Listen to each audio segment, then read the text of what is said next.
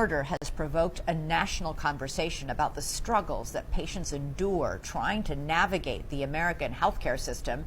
It has also spawned an alarming lionization of the young man who allegedly thought it was okay to gun down the CEO in the back on a public street. People feel that the media is not listening to them. And it is crucial right now that people feel listened to, because when they don't feel listened to and they don't feel like they can operate and protest and make change within a system, they start to operate outside of it. And that's what you saw Luigi do. Lawmakers and the media need to make people feel heard, because again, right now we're seeing unprecedented levels of radicalization on this issue.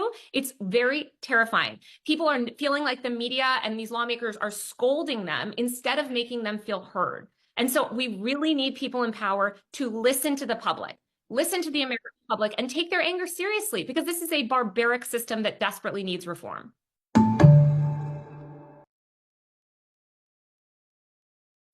Hello to all of you. Achan Chidao. So I've been working as a legal and medical interpreter for 19 years, particularly here in Pinellas County, Florida.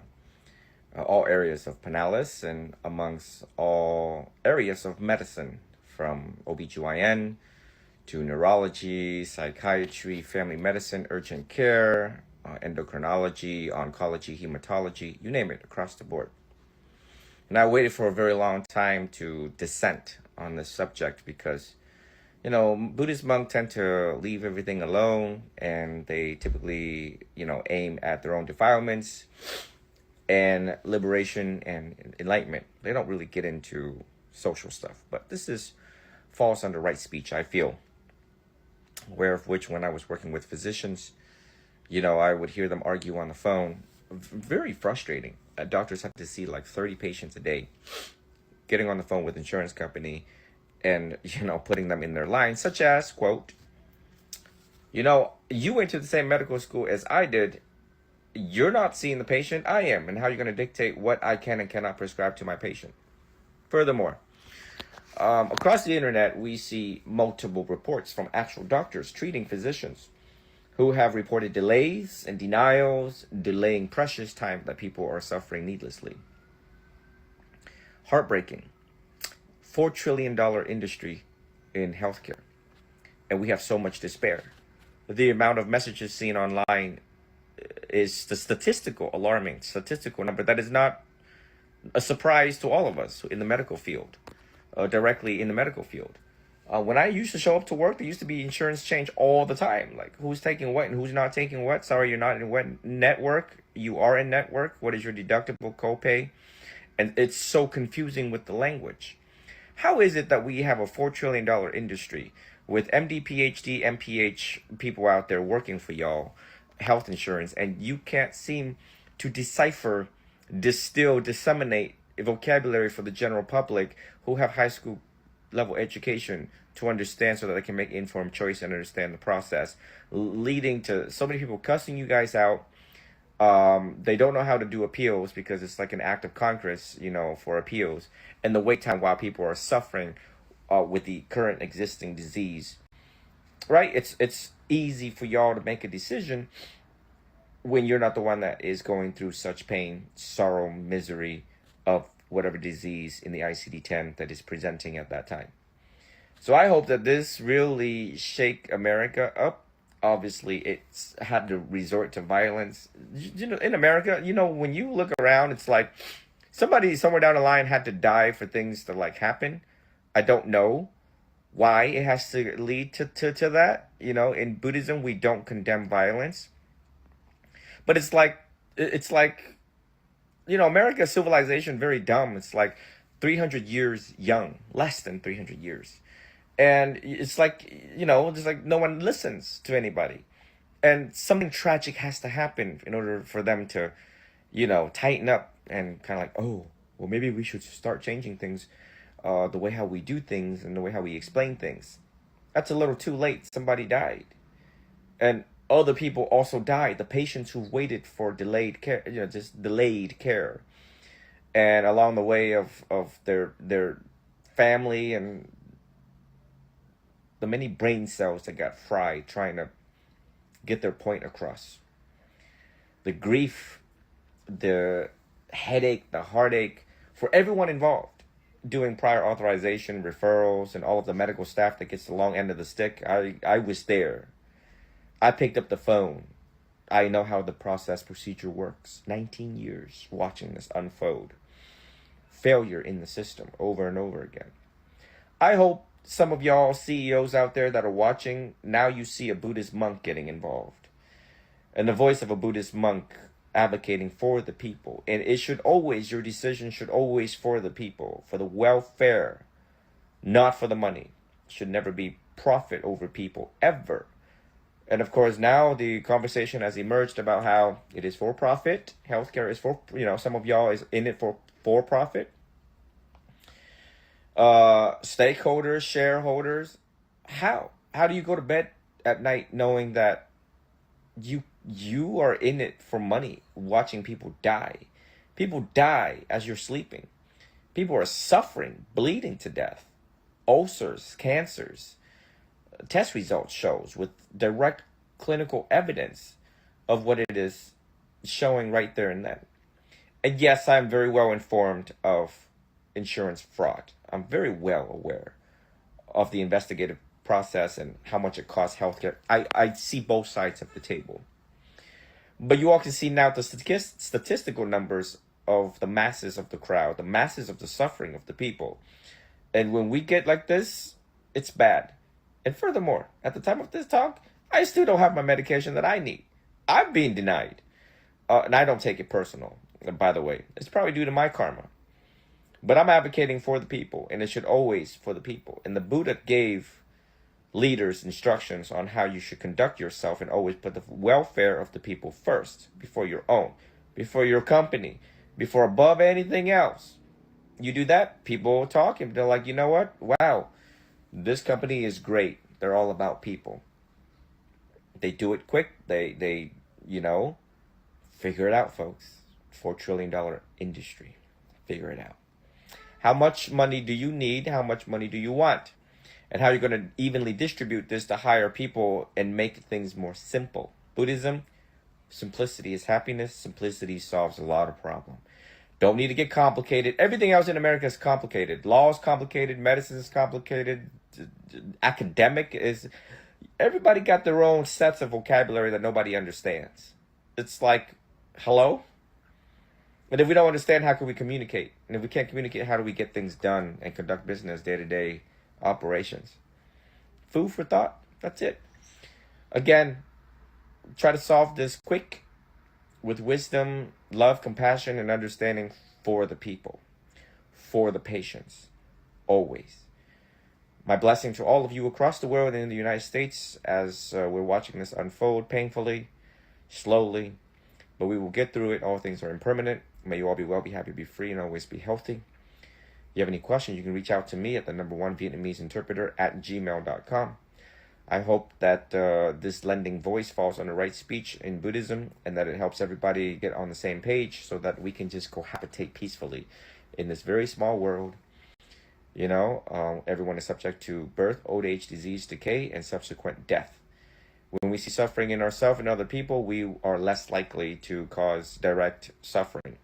And we would make better choices because we don't want to accumulate negative karma, create negative karma. And some karma just comes fast, and some karma just comes slow. So again, take all of this into consideration. Welcome to another episode of Seen and Heard podcast. Thank you for that, Ajahn Tridal, and Meta to you. And I hope you get your medicine soon. I am joined here with my co-host, Ms. Kiddis, co-chair of NCOBRA, the National Coalition of Blacks for Reparations in America. And I'd also like to give a shout out to and thank you to our VIP producer, tier sponsor, Amanda. Thank you. Hello. And how are you, Miss Kiddis? I am fine, and for the sake of not getting into trouble, I do not do this podcast representing the National Coalition of Blacks for Blacks in America for Reparations, because I do not have their blessings. So I am doing this as me, Kenneth. Okay. So you can take that under advisement. Okay. And what did you think of our Buddhist monk's message? Whew. Boy, can he talk. Um, he made some real good points. But first of all, I want to say Mangione he's the Robin Hood of healthcare right now. Now, we can be very upset that he's also a murderer. We can be very upset that he killed someone, but he is right now, today, this minute, the Robin Hood of healthcare. It's just that plain and that simple. We got some slow people out here who say they love uh, um, the healthcare that is not the Obama healthcare. They don't even understand one is the other, and the other is the same. So the American Health Care Act, it's Obamacare. But when you talk to people, they're like, no, I don't want that one. I don't want that Obama stuff. I want the other one. So we get up, you know, some days we're not bright bulbs. I'll put it that way and leave it there for now. It is all about making money. I know this person, really nice family. He's about to become a pediatric psychiatrist, and I asked him if he would help me do some things for our youth because our youth are in crisis. I can't get the brother to move. And it's a brother. And I'm like, wow, that would be really great to have somebody talking to our youth who is one of us. Can't get him to move. I told him, I can give you a small honorarium, but that's it. So I'm sure because I can't give him like a big old check for $10,000, he's not interested. But bro, you don't have your shingle hung yet. You got 2 more years. And as far as the cost of healthcare, I don't know where it goes. I'm getting ready to have a procedure. I have one or two choices. One choice is if you go to the right, it's going to cost me out of my pocket $7,000. What am I paying $7,000 for? I still don't understand why I'm paying $7,000 out of my pocket. The other one is the only choice I can take, a lot less than $7,000. So they give you the good and the bad. Okay, here's the good, but it's going to cost you $7,000. And not necessarily that it's bad, but here's the other side of it. And you can have that, but that's not going to give you everything that you really need. And he told the truth about an act of Congress. If you want to appeal a decision, it is like an act of Congress. I've been battling with Medicare for years now over some stupidness. I called the girl the other day. She said, well, Medicare does not accept appeals. They don't accept complaints. They don't accept when you want to send something. We don't even have a process to accept complaints. Now, if we send you a letter and you disagree with it, then you can file a complaint. But just for you to just go ahead and file a complaint, Medicare does not do anything like that. That's just the way it is. How can that be the way it is? Where's the democracy that everybody speaks about? There is no democracy in healthcare. Ain't no democracy in some others, but we're talking about healthcare. There Mhm. is no democracy in healthcare. The rich are the ones who get whatever they need because they got the money. Poor people, people on Medicaid, people on CHIP, Children's Health Insurance, and people on Medicare, they're lost. They're just totally lost. And if you pay for it, you self-pay or you pay because you got a job and they give you health care, it better be a company that really loves you. Otherwise, you paying through the nose every time you get your paycheck for health insurance premiums. And heaven forbid you have a family plan, you really in trouble. Again, this guy is the Robin Hood of Mhm. of healthcare change. And I'm sorry that he's probably going to spend the rest of his life in prison I am really sorry about that. But your Buddha friend did say, hey, you got to kill somebody. Somebody got to die in order for things to change. And that's a shame. And That is a shame. he said that's a shame. And speaking of lack of democracy, I just wanted to put this up here really quick because I saw this before we started. This chart says shame on 37% of registered voters, complete and total shame. 68.5% of all registered voters did not vote for Trump. But here we are. Trump only got 49.9% of the popular vote, less than Kamala and third party combined. The inexcusable no shows and Trump voters will live to regret what they've done. So, this is the chart. And it's just like, now we may not have, in my opinion, I don't think we'll have a chance to correct course or vote or vote ourselves out of this, because he has explicitly said, and he has the explicit support of SCOTUS and the GOP for not having any more elections. So in your lifetime, my lifetime, I don't think we'll be able to correct course on this. Well, okay. So maybe it's not that we won't ever have any more elections, but let's look at it like this. He's there for 4 years. The Democrats, we need to just take every single one of them out to the woodshed and beat up on them. I'm really serious. We just take them out there and beat up on them. God bless the fact that I'm sitting here talking and you're gonna post it. Otherwise, I'll really tell you what we should be doing.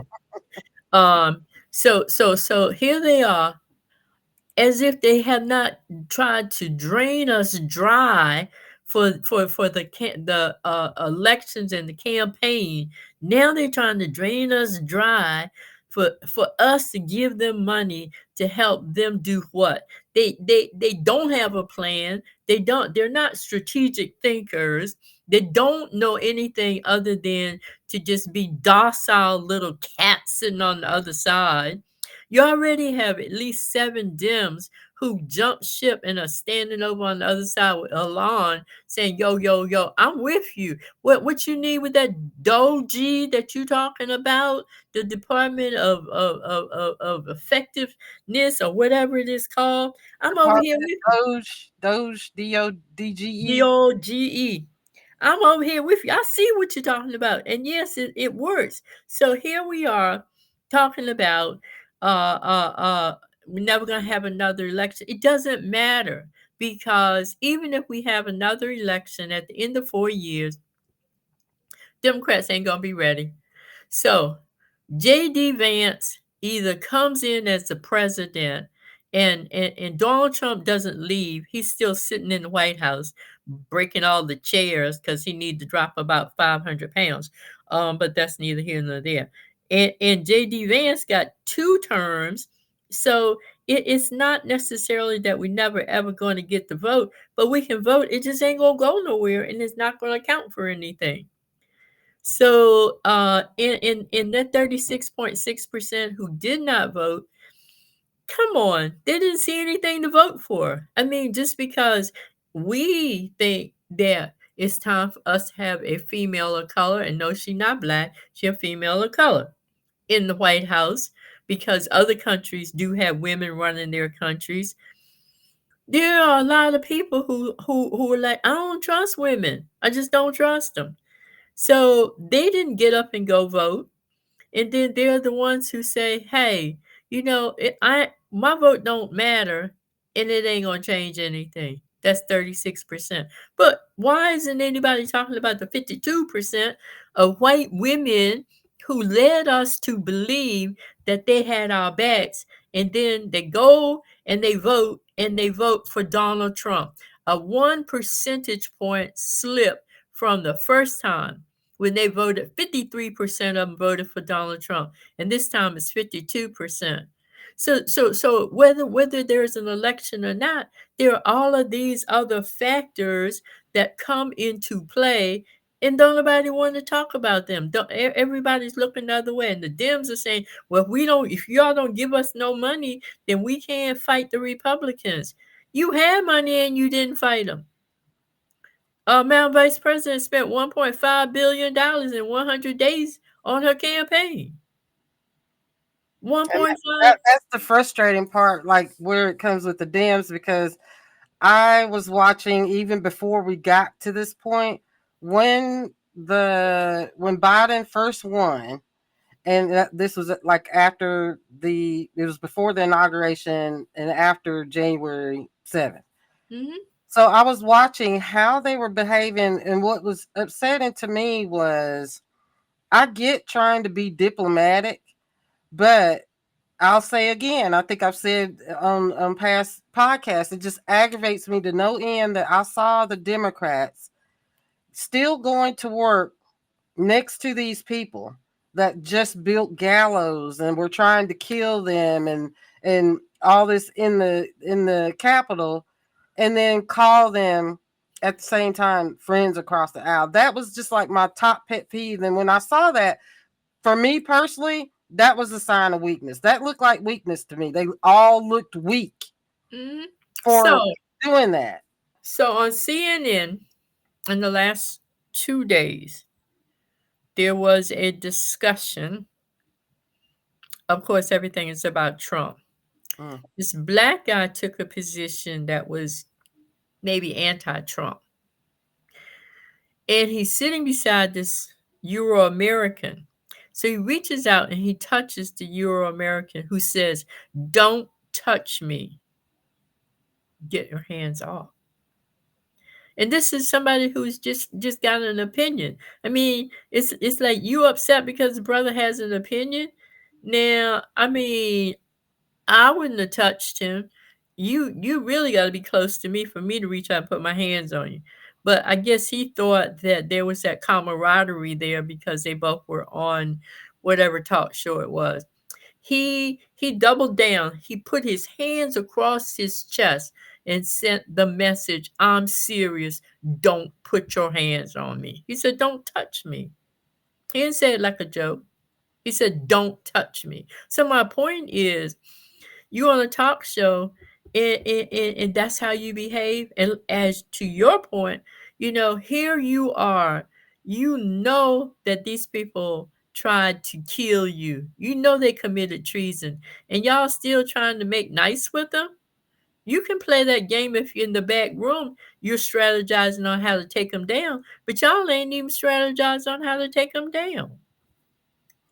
Speaking of the hypocrisy of this incoming regime, I want to play 2 videos. I'll probably play them back to back, and then I want to get your commentary. We'll talk about it on the other side. So let me flip this around really quick.